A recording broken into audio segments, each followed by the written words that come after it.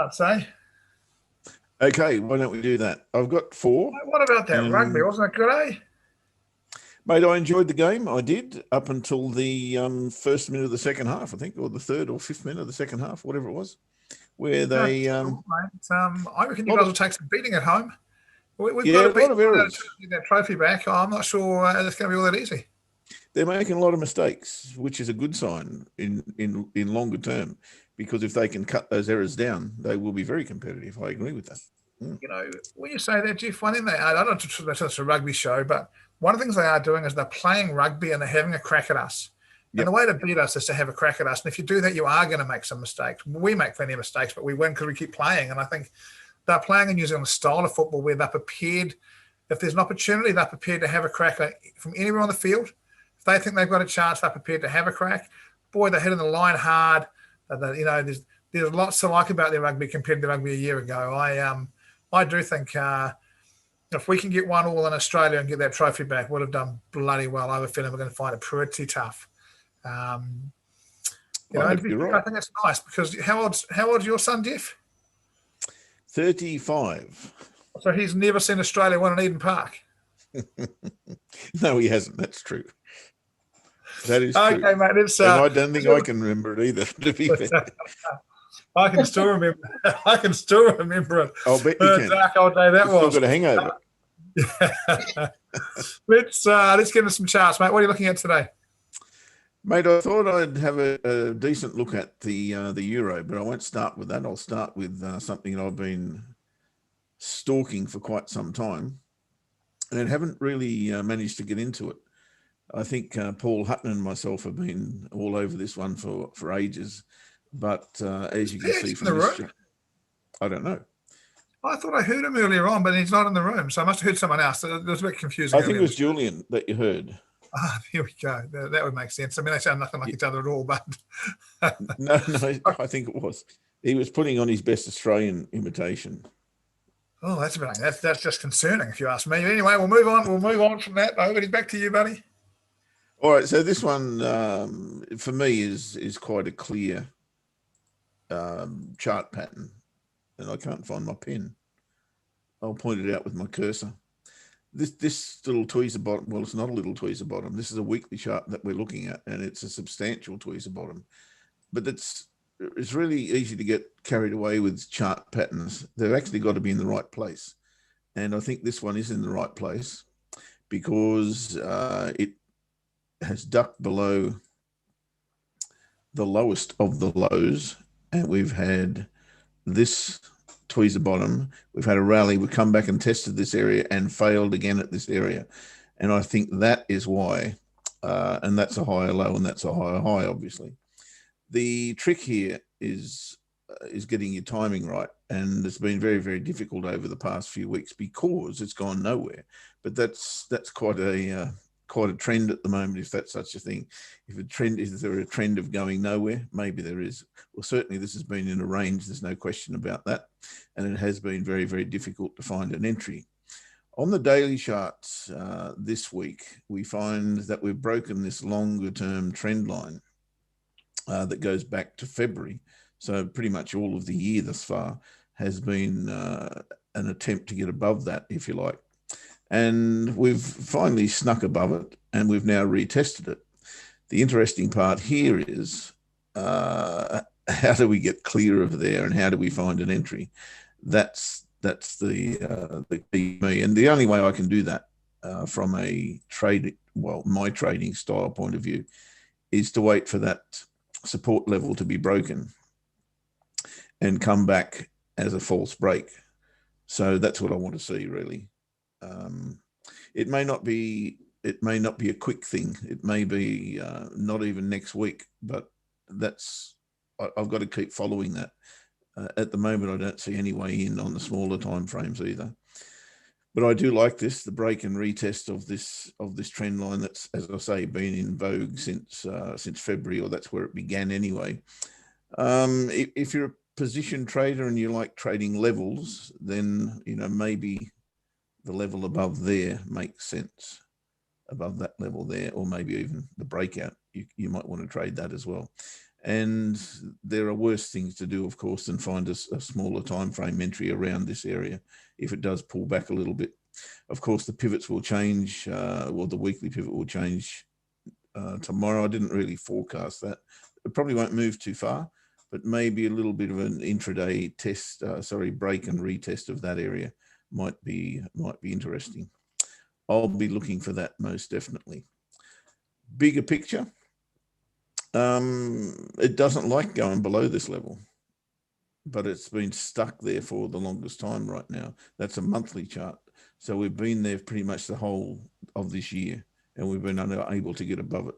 Now that we have on a smaller scale, on a smaller time frame, I think that's the time that you want to start thinking maybe this has got a little bit left in it, or maybe this has got a bit in it rather. And that tweezer bottom, as I said, is the very first signal for me.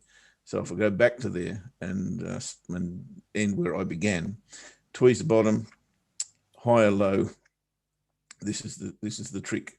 We haven't had a higher high. And that's what makes it a little bit tricky, and that's why we've been unable to find a good entry. I'll find one if it's going to happen. I'll find one, I hope, and that may well be this week. It may not. It may be next week, but I'm certainly focused on it. The rest is all about the euro, really, and the euro, to my mind, is in a very interesting place. If I talk about Euro Aussie, I'm going to have to talk about the Aussie and go back to that statement by Philip Lowe, which I believe has been, I won't say misinterpreted, but I will say overreacted. I think the market has overreacted to it. And I think the Aussie is going to be a buy, not against every currency, that's true. I don't think it's the strongest currency on the board by any stretch. In fact, it's the weakest currency on the board pretty much at the moment. But that gives us the opportunity, I believe, to find a good price on the Aussie. But you've got to pick your poison. If you've got a weaker or a hint that a currency is going to be weak, then I think the Aussie may well be a very, very good option to trade against. Now, Euro Aussie is in a very, very interesting position. I'm a bear the euro, which makes me pretty much keen to trade this short. But I also note with this range that we've been in since June, so the last 4 months, we've got lots of periods where we haven't been to the extremes. So we've spent a long time in here. We spent a long time in here. We spent a long time in here. And now we've spent, I guess, a long-ish time in here above the monthly pivot, pretty much all month and 1/3 of last month. The interesting part now is what happens next. Do we break and go out, or do we just bounce off the top here? Do we break and come back inside? Either way, I'll be prepared to trade that, to be honest. And I don't care which way, but my bias is definitely to the downside. So I'd like to see this pop out of here, then come back inside, present us with a lower high, and then we can go short.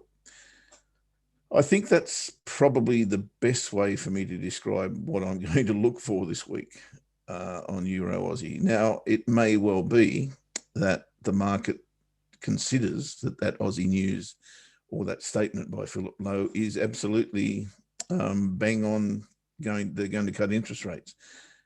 If that's the case, then this will probably break out. And if that's the case, I'll definitely look for a signal to trade that.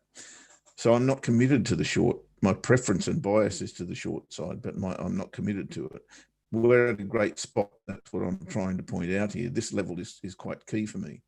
165.50-ish I'm talking about.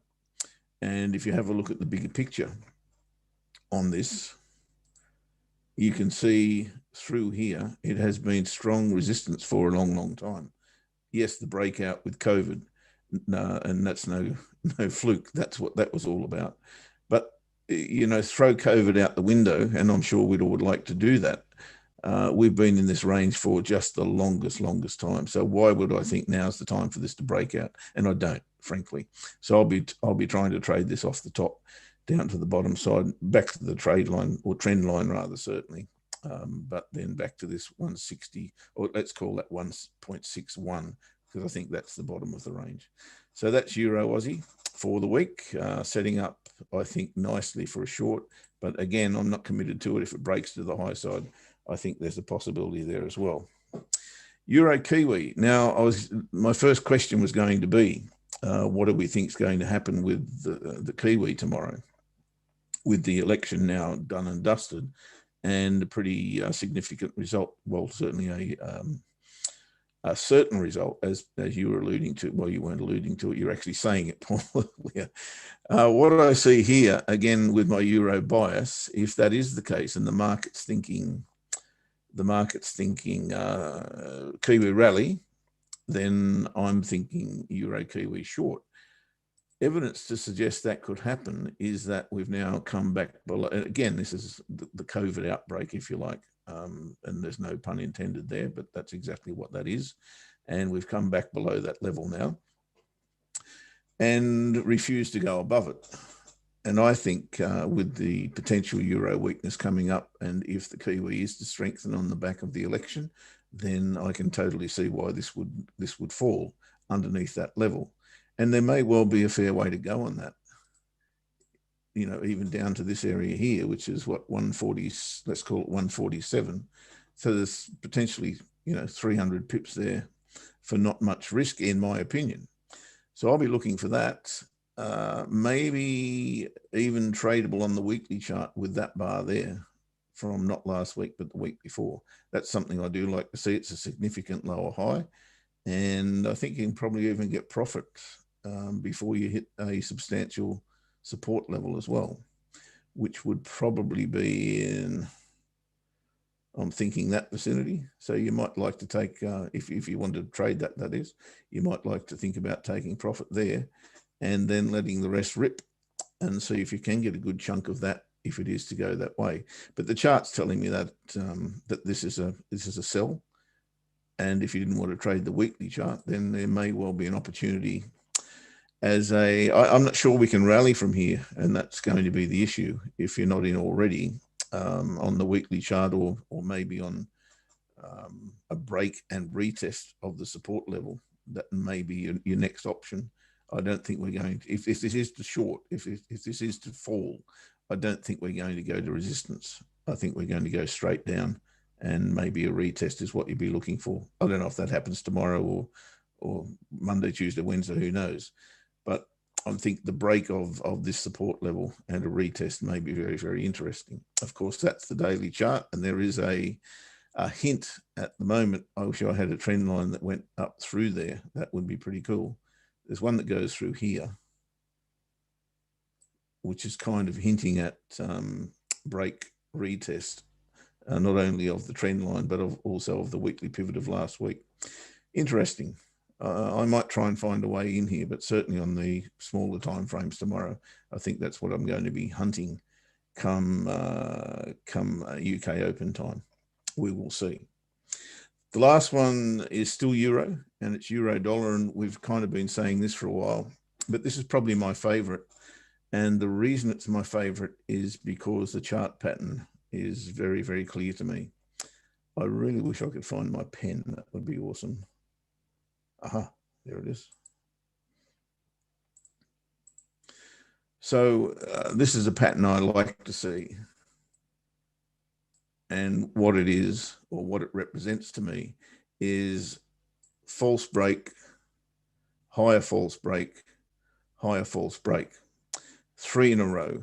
I call that my 3 little Indians. I mean, it may not be a classic 3 little Indians pattern, and I can't even remember what 3 little Indians looks like, to be fair, but it's what I call the 3 little Indians. But also clearly here to me is a left shoulder, a head, and a right shoulder, which means no matter whether there's 3 little Indians there or 3 little snakes, I don't care. There's also a head and shoulders there.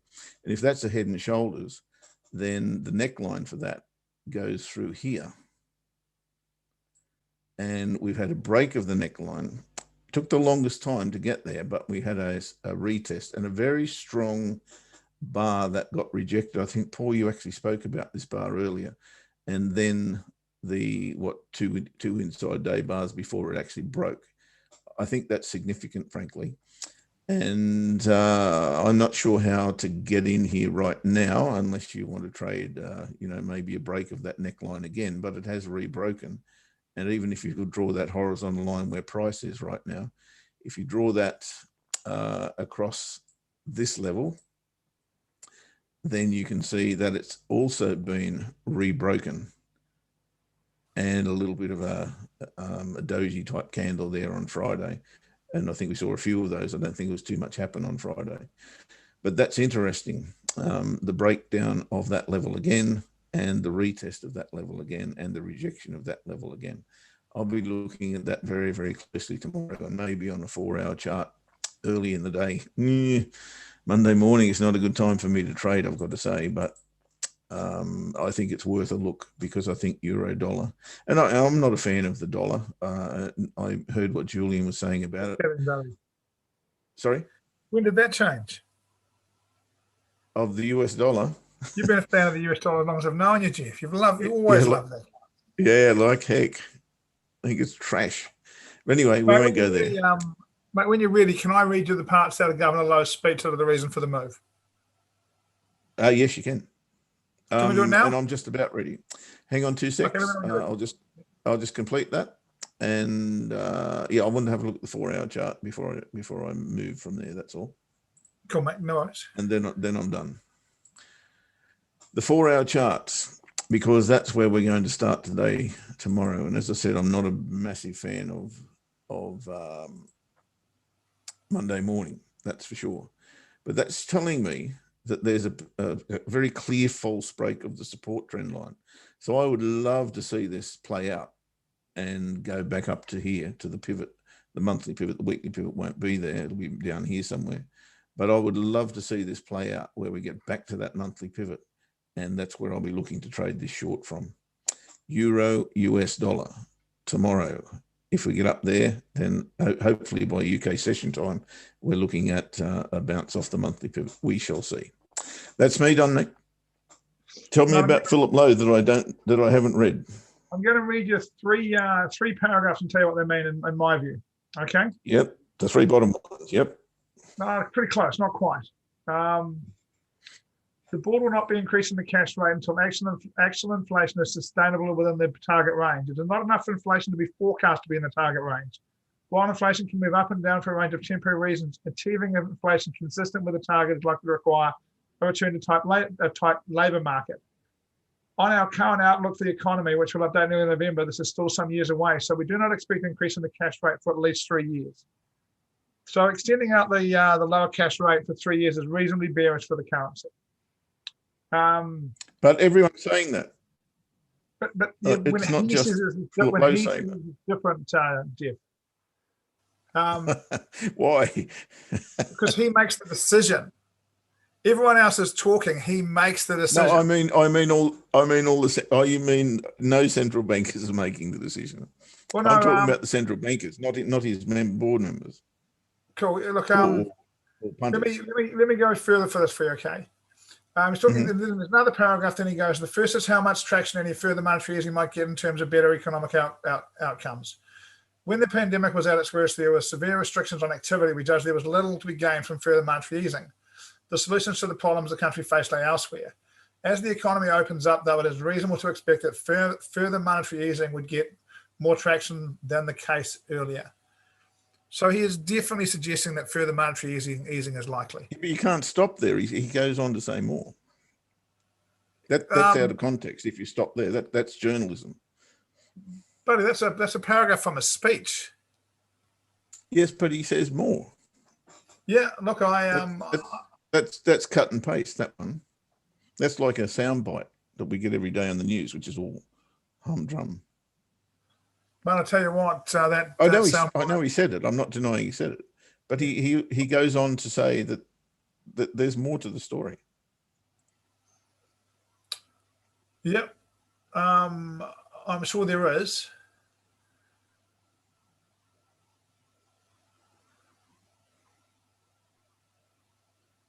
One for the Aussies. He also talks about the balance sheet, and when they talk about the balance sheet by the Reserve Bank, they just mean how much money they've printed and how much they've bought with that money they've printed. From mine, Geoff, there's certainly enough there to suggest there's monetary easing coming in Australia. And well, clearly I read it differently to the whole market. And that's good. I do every day, you know. It's not unusual. But that's not my game anyway. This chart thing, that's my game. Yeah, I get it. It's interesting though, because you always have a good point when you bring this stuff up. Without reading the whole thing, Geoff, there's enough in there for me to think that the Aussie would weaken on that. On that part of it, I agree.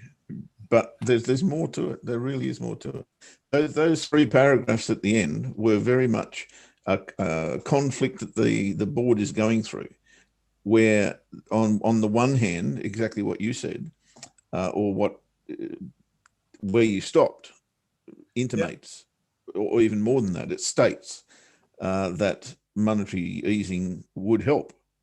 But on the next paragraph, you'll say, well, monetary easing doesn't help this situation. And that's the dilemma that the board is in.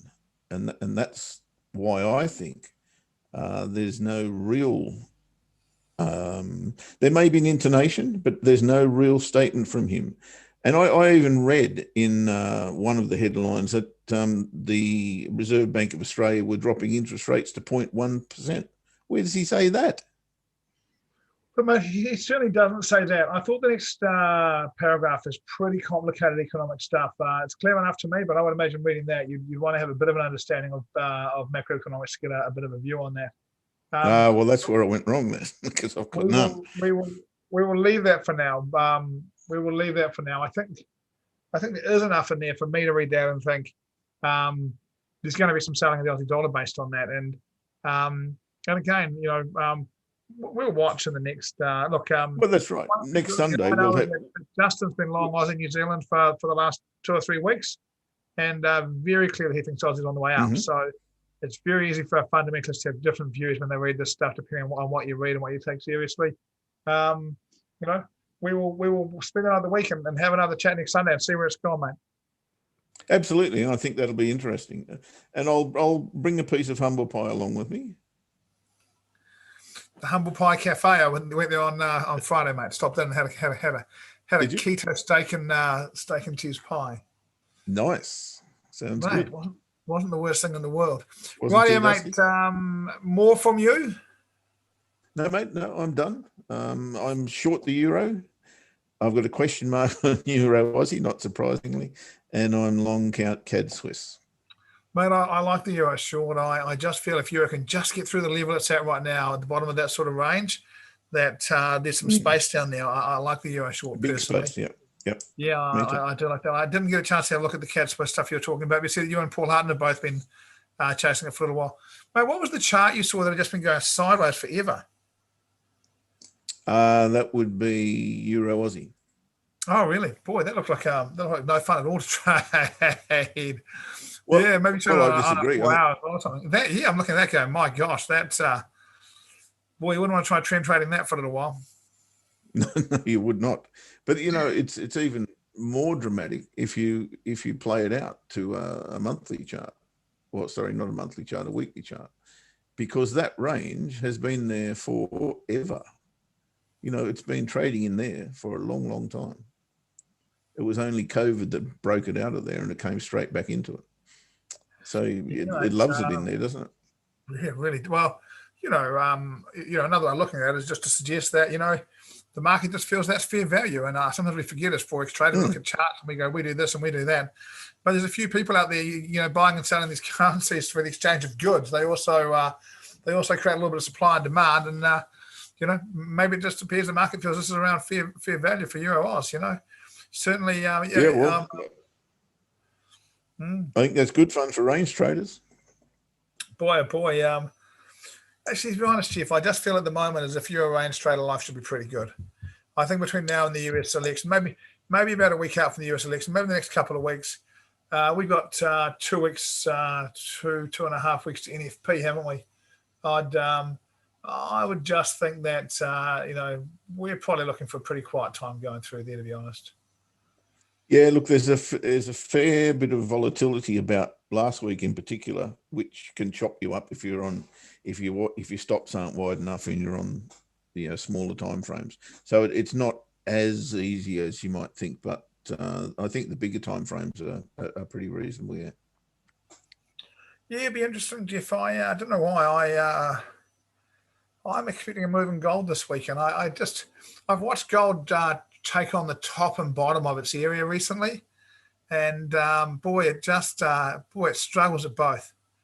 It just goes up and it hits a wall and comes down and hits a wall. There's definitely buyers and sellers at different levels at the moment, and I expect those to run out at some point and for us to see a move on gold, and I'll be pretty interested to see where that goes.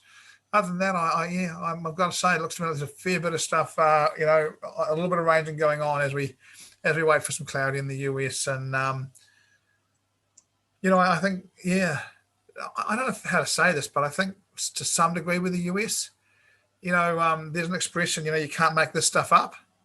And I think traders are at a point with the US now where they're just like, oh, you got to be kidding, what next?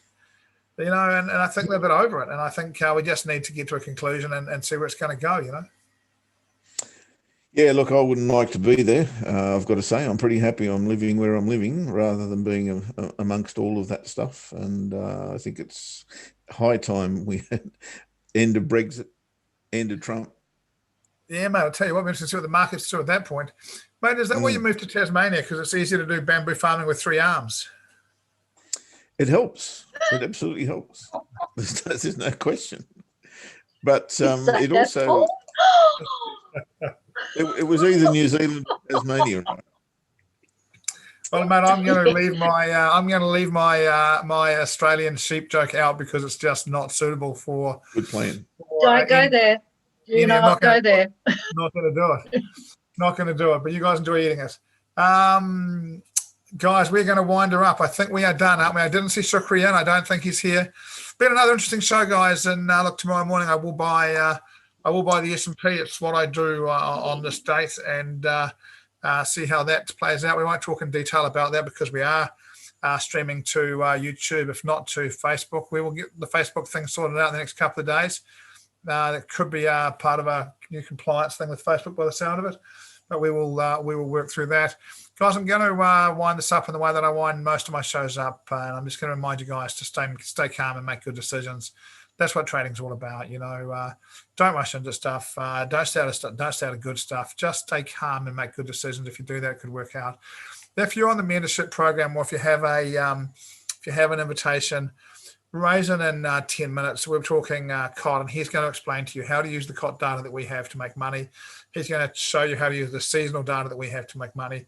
I'm going to give you free access to that stuff for a little while. So if you're on the mentorship group, make sure you register and you jump into that session with myself and Ray in about 10 minutes. No staff chit chat today, guys, because I'm going for 2 reasons, really. One is because I'm going straight into the show with Ray after this, and the other one is I've had the kids on my own for the last couple of days, and I'm exhausted. Sorry. Have a great week, guys. I'll be in each day around 10 in the morning, maybe a little bit earlier to do economic calendar and market update. Geoff will be in Monday to Thursday around 3 and 9 p.m. I think it is, to do Learn to Trade free. We will have Ainslie and potentially with Orlando. Lloyd's back, should be Orlando and Lloyd in Tuesday and Wednesday. Shukri in Monday and Wednesday. I'll be in with a new trading expert on Thursday. It's going to be another good old day. Thank you, SK. It's going to be another good trading week. Lots to talk about. Lots of information this year. Make sure you join us. Have a good week. Make good decisions. To the team, thank you very much for turning up on another Sunday and sharing so freely. To those that have joined, I hope you take away some great information, and we look forward to catching up with you during the week. Cheers, everybody. See you later. Bye, guys. Sign, you got a good point. Bye.